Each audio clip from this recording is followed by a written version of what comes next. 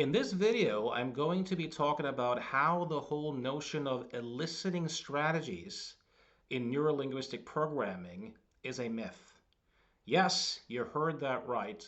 The whole notion of eliciting strategies as taught in NLP is in fact a myth. This is Jürgen Rasmussen, by the way. Welcome to this particular episode. So, cognitive psychologists used to believe that we could have introspective access to our own mental processes. The whole field of neurolinguistic programming, or NLP for short, has been heavily promoting the idea that we can elicit people's strategies, that we can make the unconscious conscious, that we can discover, for example, the very processes that someone uses to make a decision or the processes that they use in executing a particular skill. That we can make it available and then install it in ourselves or model it, or that we can gain access to it and kind of tweak it, improve it, or make changes to it. There's only one problem with this theory, as great as it sounds, and that is that it's just not true. We humans have no access to our mental processes.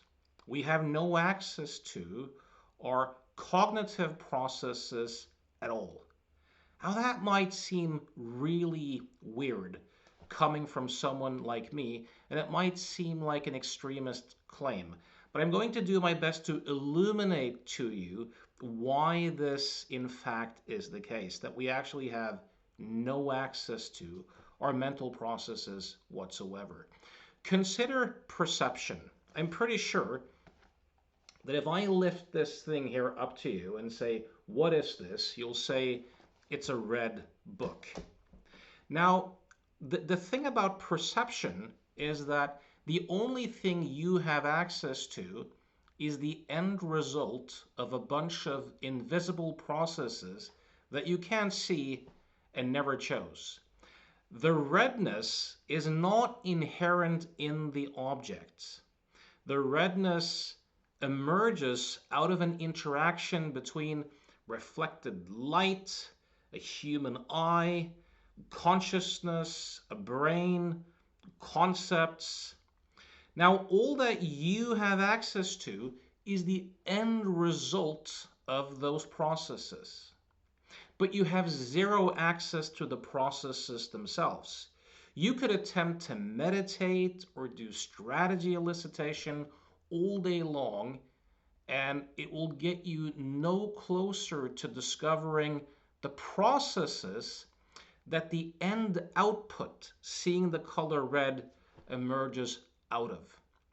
So when it comes to perceptions and also sensations, all you ever have access to is the oven coming out of the kitchen. You have no access to the kitchen whatsoever. Let's take another example. Memory. If I ask you, for example, where were you when you heard about 9/11?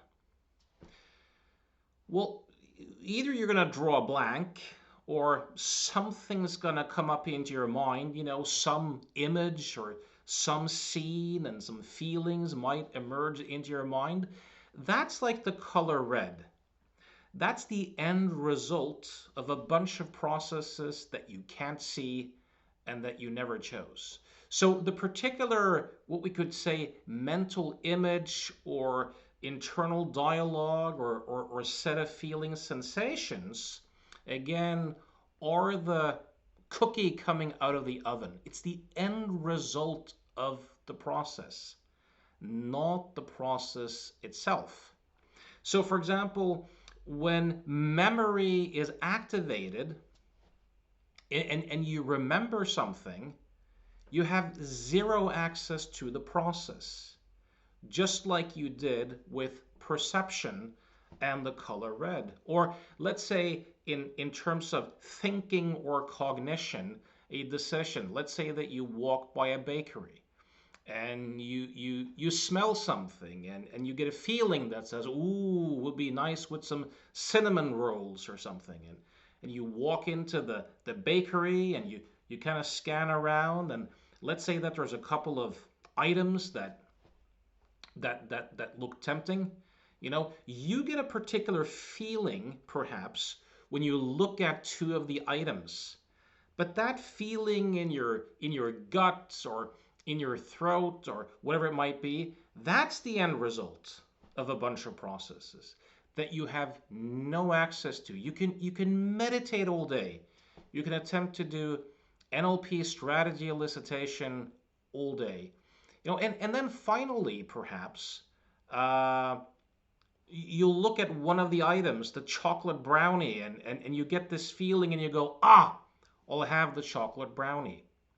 But you, in quotation marks, you the decision is made offline.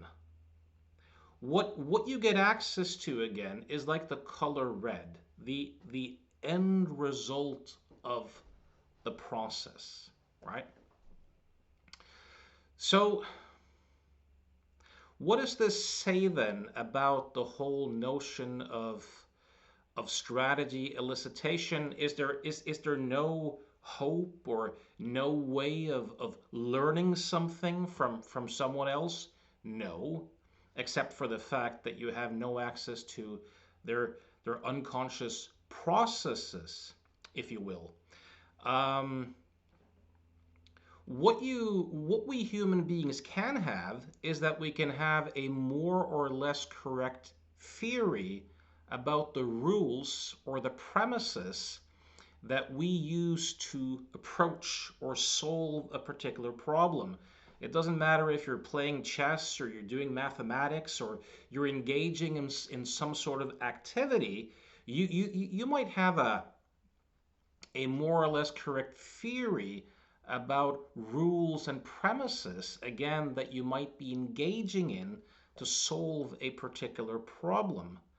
But that's a far cry from claiming to have access to the processes themselves. Now, but to be able to do that, though, you have to have a correct theory. For the most part, or largely, the left hemisphere is just making shit up. It works as a press secretary. It kind of creates these stories about how we do what we do or why we do what we do after the fact. And it may have more or less to do with something, but there's a bunch of factors that influence everything that emerges out of the system that we are part of, and we are not even aware of many of these influences. But the left hemisphere, after the fact, will seldom be short of a story telling you exactly why things occurred or how things occurred the way they occurred. A couple of famous examples from the work of Tversky and Kahneman, which is written about in Daniel Kahneman's excellent book, Thinking Fast and Slow, are two studies with Israeli judges when it comes to the topic of parole. And these judges were asked about their cognitive processes, their decision making processes, how they made the decisions that they made. And many of them would offer these theories or these steps of how they would decide. Now, interestingly, in Israel, the default for parole is no. Now, what the researchers discovered, though, was something quite shocking, and that was that there was a very tight correlation between when the judges had eaten, their blood sugar levels, and who got parole. So essentially, if your case was in front of the judge relatively soon after the judges had eaten, you had a relatively good chance. Before lunch, forget it. Friday afternoon, you're completely screwed. Now, that would make sense, though, if the default position is no, because it takes more cognitive effort then to land on a yes. And it would make sense that the judges would be more inclined to do so if their blood sugar levels were stable.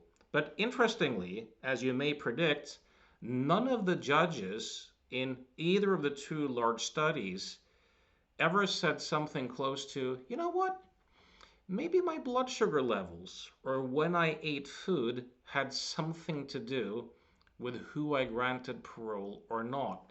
They just don't have a theory for that.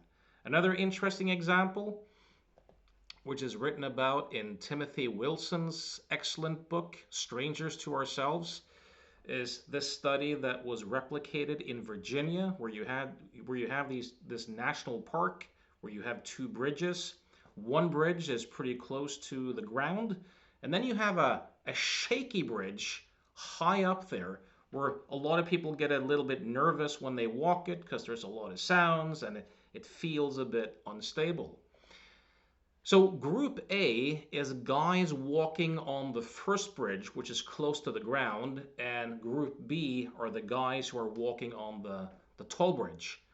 And you have this woman who's a market researcher or pretends to be coming up to both groups of guys, and she's slightly flirtatious at the end. She says that she's from some sort of environmental cause or something like that. And at the end, she gives her card and says, if you got any good ideas about how we can, get the plastic out of the ocean or something like that, you can call me at this number. And then the question becomes, was there a difference between the guys in group A or group B, and also in terms of how attractive they rated her to be? Now, more than twice as many people from group B called, and they also tended to rate her as more attractive. But when people were asked about the decision-making process or how they knew to call her, they would come up with these typical theories of her personality and the way she walked and her smile and all that sort of stuff. One likely theory here is that the guys on the second bridge were already in a state where their pulse was a bit higher, and they perhaps had a bit of cortisol in their body and stuff like that. And then they see the attractive woman. And it's very easy then for the mind to create a state of attraction out of that, and to kind of infer that she is the source of what's going on in their body. Again, none of them, when they were asked, why did you find her attractive, or how did you decide to call her, none of them ever said something to the effect of, you know what, maybe the fact that I was on that bridge and my state of mind and my physiology was a bit activated, maybe that kind of contributed to me creating this state of attraction when I met her, because people don't really have a theory for it. So what might be some of the implications? I mean, that doesn't mean that you can't learn from someone. It doesn't mean that you can't, let's say, model someone, that you can't observe them in a kind of know-nothing state and unconsciously begin to detect patterns and be able to replicate those patterns. It doesn't mean that.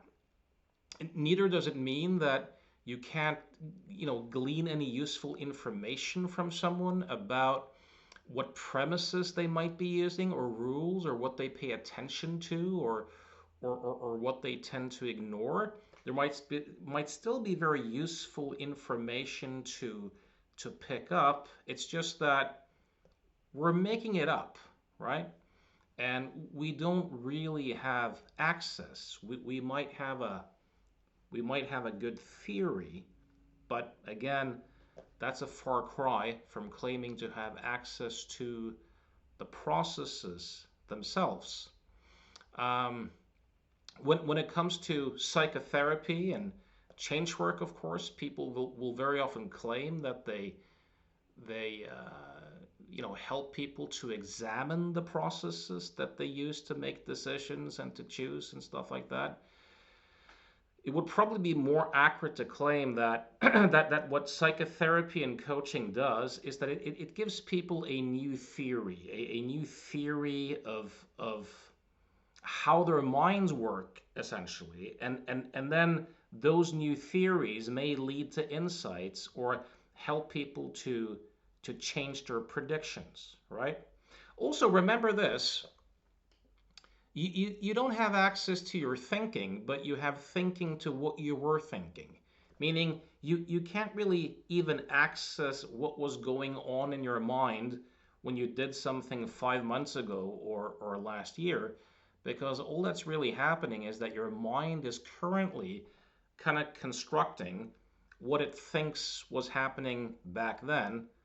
But again, that's never what was happening back then.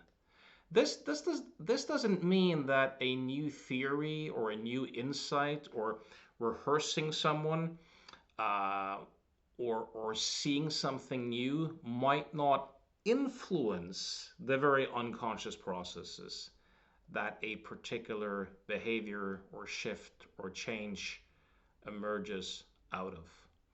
I remember, one shift that happened in my career as an agent of change, because I spent so many years trying to elicit people's strategies, and sometimes it felt kind of useful because people would change, and many times it didn't, and it felt as if people were kind of just making the whole thing up, and of course they were.